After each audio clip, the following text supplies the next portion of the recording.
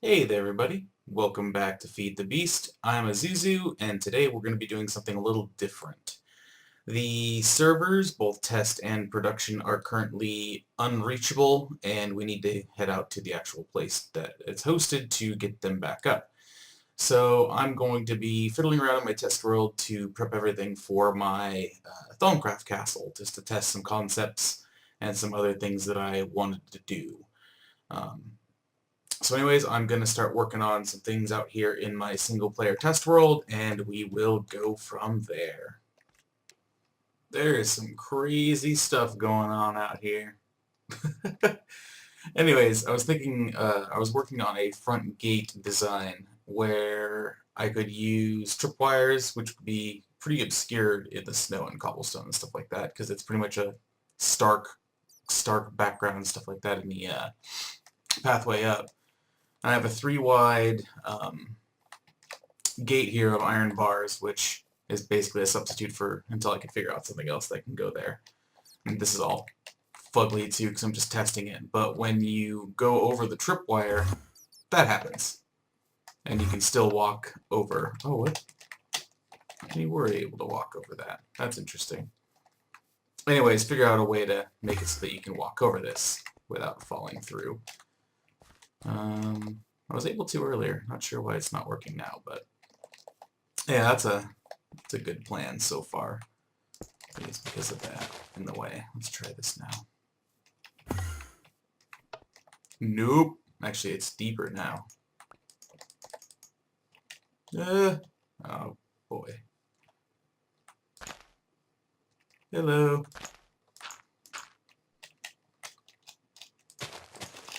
Anyways, that's the current idea. Oop. The only problem is that the portable holes don't actually recharge inside of a deployer. So every once in a while I'll have to come by and fix it, which isn't that bad. But I could probably set it up so that it gets taken out via via some kind of tube network or something like that and see if it recharges inside of a chest or whatnot. But yeah, that works quite well actually. Whee! Except for when I get stuck. So that's one idea for a front gate. I'm going to continue playing with it. And in the meantime, I'll start playing with some other things as well. There we go. Cobblestone covers work. Hee. Works perfectly well. Minus the whole, this thing not working well, but I digress. I like this idea so far. One other idea that I've been playing with inside of the actual foyer of my Thaumcraft castle is to play around with arcane ears. And I like the idea of having some kind of ornate looking organ with micro blocks and whatnot. Oh goodness. I should go in a second. Anyways, I would want to have it set up in a pattern where certain note blocks have to be hit in a certain order, and that would activate the arcane ears, and then from there go through just a bunch of circuitry to turn something on, so that way it's in a state cells formation. So in this case, I have it set up so that if I go in this order, the light will turn on, in which case something will happen inside of the foyer where a door will come down. But I have it set up in such a way where if I were to go in the opposite order, it won't actually, well, it's turning on now, but it won't actually turn on. I'll have like 14, I think 12 to 14 buttons that you have to press out of a pool of 20 on an organ, and then you just have to hit the right ones in the right order. And when that happens, I would hit, oh, oops, now I messed it up. That's right. Oh, I just passed it.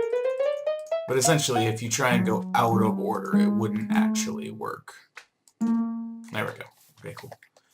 And of course, set it up so that you can't actually hit the note blocks and mess it up like I just did.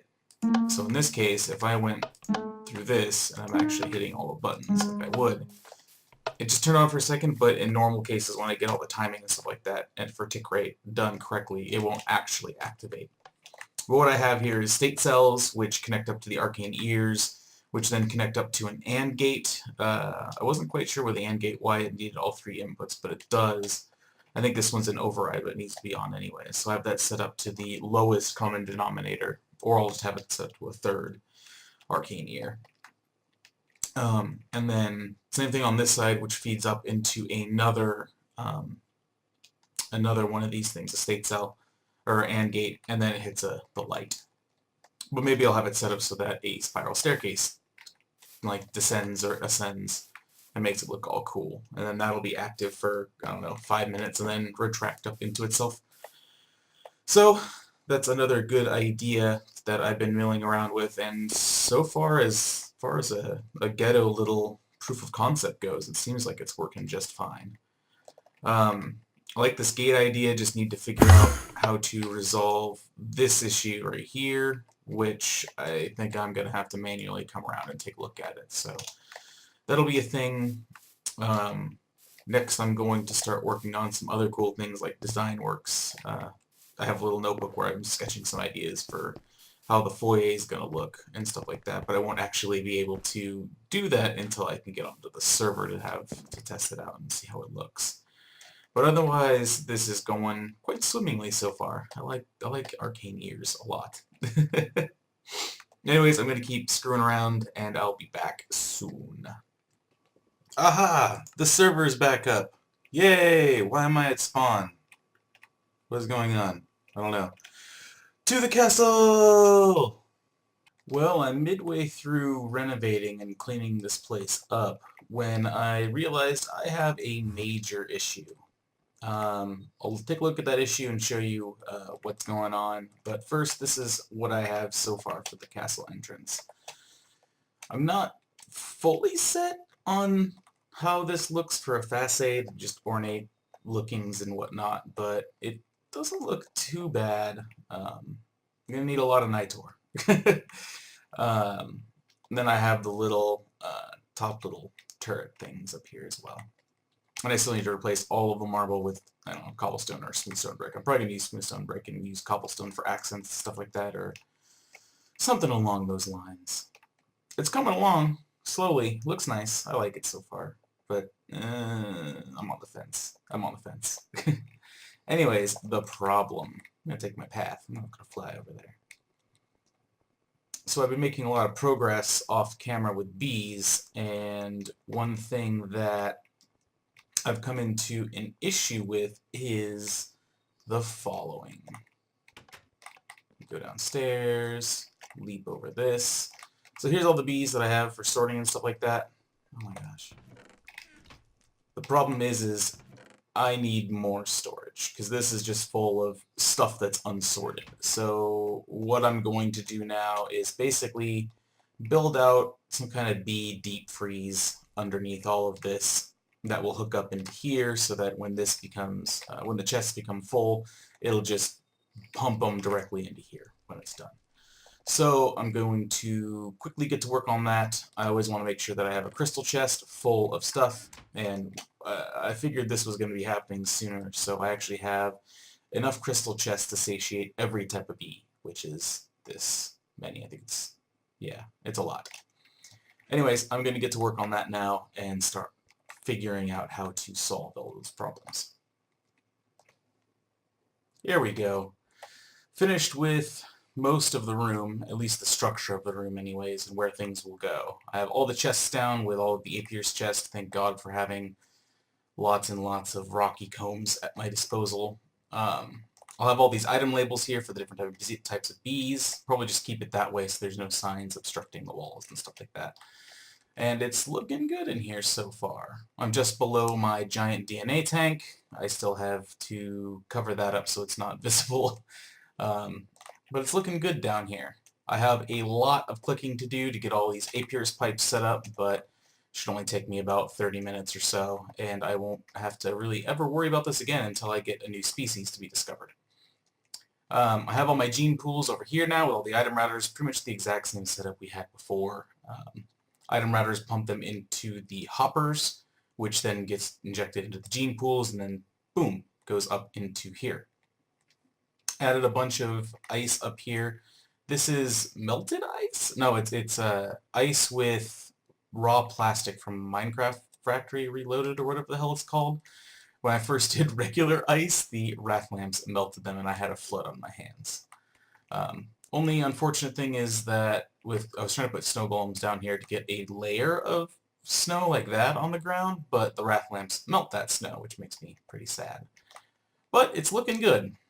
Right here will be my unsorted chest for when I get new bee species, but as soon as I get the bee species, it should be pretty much good to go. I mean, I'll just come down here, fix everything, and it'll be nice. This is going to be the stairwell, in and out. Oh god. Oh, I'm hungry. But yeah, it's looking good. I'm going to do a butt ton of clicking and get all of this set up and migrate all of my known bee species down here.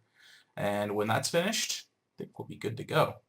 Anyways, I will be back when I have finished all of that to show off the room proper. And here we go. It is complete. I have all my known bee species that I have up in the fields down here and sortable. You can access all of the Apier's pipes by right-clicking there. So here's the Leoprine bees for the holiday Easter that just passed. Got Mary, Tipsy, Celebrity. I have all the ones that need to be found labeled out. That way I don't forget. Got those Bibliograph mini labels going, and it's looking really freaking good so far. And what'll happen is they come in down here with an item tesseract. We drop down here, the item tesseract's right here for bee sorting, and it basically just follows all the way down here. And what will happen is when I run out of room for Icy, I'll just manually switch it over, and I'll change that to drones, and close this path, which will shunt them down to here, and I'll go all the way down into here, drop down here, and go directly into gene pool input. And it'll just be made into liquid DNA. And the bees wrap up and down along the edges. It's actually faster for me to go up through this part. Whee!